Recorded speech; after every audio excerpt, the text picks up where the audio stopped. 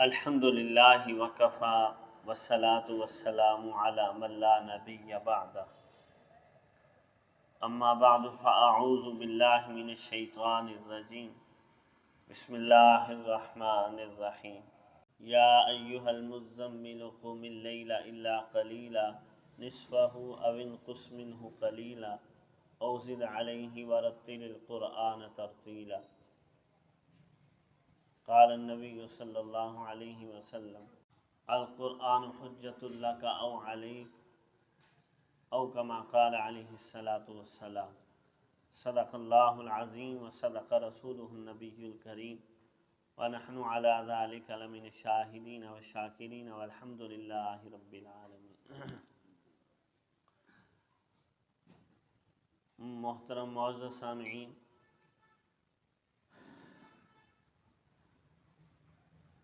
اپنے دلوں کے اندر کا اندھیرا اور ظلمت ختم کرنے کے لیے اور دلوں کو روشنی اور جلا بخشنے کے لیے قرآن کریم کی تلاوت انتہائی ضروری ہے اور یہ ایک نسخہ اکسیر ہے۔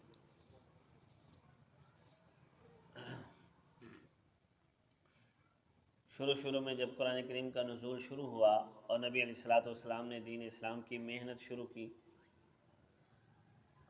تو دو ہی کام تھے کہ دن کو اس دین کی دعوت دینا اور رات کو تہجد میں کھڑے ہو کر قرآن کریم کی تلاوت کرنا۔ یہ سورہ مزمل کی آیات پڑھی گئی ہیں، اس میں یہی حکم ہے یا ایھا المزمل، اے کملی والے، قم اللیل الا قلیلا، رات کو کھڑے رہیے ساری رات، الا قلیلا، مگر کم وقت آرام کریں۔ پھر آگے اس کی مزید تفصیل بیان کی گئی، نصفہ او انقص، نصف رات یا اس سے ذرا کم، او زد علیہ، یا نصف رات سے زیادہ کر دیں۔ اب یہ ساری رات، نصف رات، تہائی رات کھڑے ہو کر کیا کرنا ہے؟ میں ورتل القرآن ترتیلا، قرآن کریم ٹھہر ٹھہر کر پڑھنا، یہی حکم تھا۔ قرآن کریم کی تجوید کے ساتھ، تصحیح کے ساتھ تلاوت انسان کی جسمانی بیماریوں کو بھی دور کر دیتی ہے اور انسان کے دنیاوی حاجات کو بھی پورا کرتی ہے اور اندر کو نور الہی سے بھر دیتا ہے۔ قرآن کریم سے دوری امت مسلمہ کی زوال کا سبب ہے۔ قرآن کریم کے ساتھ وابستگی قرآن کی تلاوت سے ہی شروع ہوگی۔ قرآن کریم کے اوپر ایمان تو مسلمانوں کا ہے، اب اس کے ساتھ عقیدت اور محبت کا اظہار اس کی تلاوت سے شروع ہوگا۔ اس کی پہلے تلاوت کی جائے، پھر اس کو سیکھا جائے، اس کو سمجھا جائے، اس کے اوپر عمل کیا جائے۔ اب اس دور میں بہت سارے لوگ دیکھیں گے کہ قرآن کے اوپر تقریریں کرنے کے لیے تیار ہیں اور تفسیروں کے بیان کرنے کے لیے اس کی تیار ہوں گے، ان کی زندگیوں کا جائزہ لیں، قرآن کریم کی تلاوت سے خالی، اور جو قرآن کریم کی تلاوت سے جن کی زندگیاں خالی ہیں وہ قرآن کریم کے فہم کا حق نہیں ادا کر سکتے۔ اولاً اس کی تلاوت ہے، اور نبی علیہ الصلوۃ والسلام تو اتنے کھڑا ہو کر اس کی راتوں کی تلاوت کرتے کہ آپ کے پاؤں مبارک کے اوپر ورم آ جاتا تھا۔ اور اللہ تعالیٰ سورہ طٰہٰ کے اندر فرماتے ہیں ما انزلنا علیک القرآن لتشقی، اللہ تعالیٰ نے تسلی دی، طٰہٰ ما انزلنا علیک القرآن لتشقی، ہم نے آپ پر قرآن اس لیے نہیں نازل کیا کہ آپ مشقت میں پڑ جائیں، یعنی اتنی آپ نے مشقت بٹھائی کہ اللہ تبارک و تعالیٰ نے تسلی دینی پڑی کہ آپ اتنی مشقت نہ اٹھائیں۔ پھر ہمارے ایمان کی حفاظت کا ذریعہ بھی تلاوت قرآن پاک ہے۔ گھروں کے اندر خیر و برکات کا نزول بھی قرآن کریم سے ہی ہوگا۔ انسان کے بہت سارے مسائل ہیں وہ قرآن کریم کی تلاوت سے حل ہوں گے۔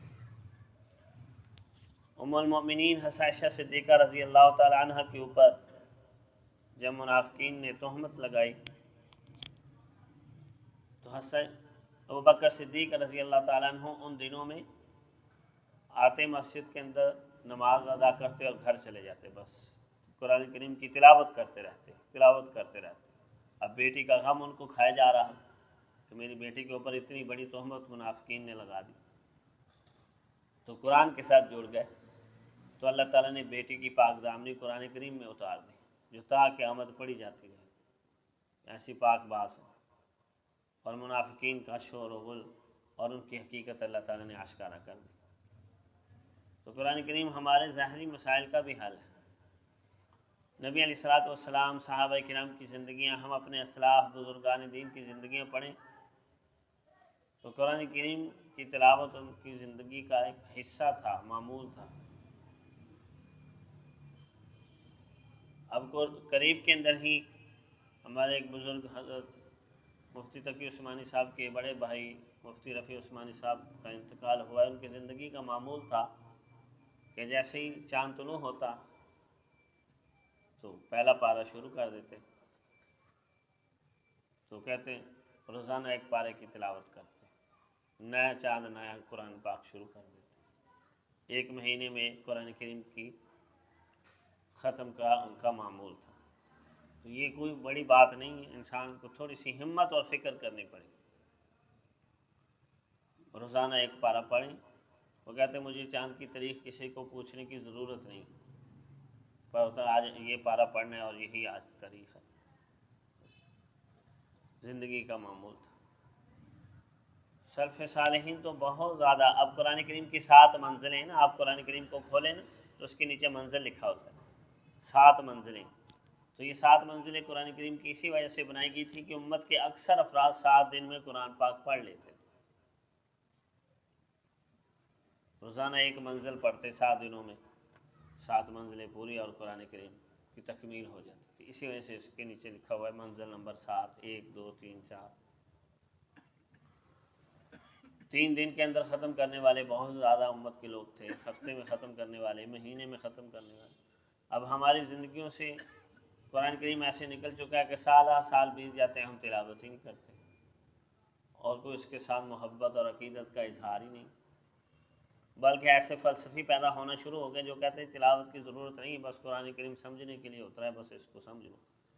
وجہ اس کی یہی ہے کہ یہ لوگ عوام کی ڈیمانڈ کے مطابق دین پیش کرتے ہیں۔ ڈیمانڈ یہ ہے کہ سانو کچھ کرنا نہ پوے، تو انہوں نے کہا ہاں جی بالکل کچھ نہ کرو، تسی نہ ہی کرو یہ تلاوت، بس تسی انہوں سمجھ لو۔ کدھر سمجھ لو؟ یہ ریلیف پیکج دیتے ہیں لوگوں، اور علماء سے بد ظن کرنا ان لوگوں کا مشن ہے۔ لوگ اللہ رب العزت قرآن کریم میں فرماتا ہے کہ فَتَكْفُرُونَ وَأَنْتُمْ تُتْلَى عَلَيْكُمْ آیَاتُ اللَّهِ، تم کیسے کفر کر سکتے ہو در حال کہ تمہارے اوپر اللہ کی آیات کی تلاوت کی جا رہی۔ تلاوت قرآن کریم سے انسان کے ایمان کی حفاظت ہوتی ہے، وہ کفر نہیں کر سکتا، بچ جائے گا۔ اب ساری تھوڑی سمجھنے والے ہوتے۔ اللہ تعالیٰ نے اپنے کلام کا آغاز الف لام میم سے کیا، قرآن کریم شروع ہی ان حروف سے کیے ہیں جن کے معنی کوئی جان ہی نہیں سکتا۔ اللہ رب العزت ہی حروف مقطعات کے معنی جانتے ہیں، جس سے یہی مسئلہ سمجھانا مقصود ہے کہ چاہے تمہیں سمجھ میں آئے یا نہ آئے، تم نے پڑھنا ہے، اس کی تلاوت کرنی۔ ہندوستان کے اندر شدی کی تحریک چلی تھی، لوگوں کو زبردستی ہندو بنایا گیا اور مسلمانوں کے ایمان کے اوپر ڈاکہ ڈالا گیا۔ بعد میں تجزیہ نگاروں نے تجزیہ کیا کہ جو لوگ صبح اٹھ کر قرآن کریم کی تلاوت کرتے تھے وہ اپنا ایمان محفوظ کر گئے، ان کا ایمان بچ گیا، اور باقی اس تحریک کی رو کے اندر بہہ گئے اور ان کی سازشوں کا شکار ہو گئے۔ تو اس وجہ سے فکر مندی کی جائے، خود بھی اور اپنے گھر کے اندر بھی قرآن کریم کی تلاوت کا معمول بنایا جائے۔ فرمایا جس گھر کے اندر قرآن کریم کی تلاوت ہوتی ہے، آسمانوں کے لیے وہ گھر ایسے چمکتا ہے جیسے زمین والوں کے لیے ستارے چمکتے ہیں۔ اللہ کا کلام پڑھا جا رہا ہے، وہاں کیوں نہیں خیر و برکات کا نزول ہو؟ اللہ رب العزت کی ذات ہمیں قرآن کریم سے سچی محبت کرنے اور اس کی تلاوت کا معمول بنانے، فکر کی جائے، سوچا جائے کہ کتنا میں نے پڑھنا ہے، اپنے حساب سے ہر شخص اس کا معمول بنائے اور اس کی تلاوت کا اہتمام کرے۔ اللہ رب العزت کی ذات سیکھنے سمجھے اور عمل پیرا ہونے کی توفیق عطا فرمائے۔ آخر دعوانا الحمدللہ رب العالمین۔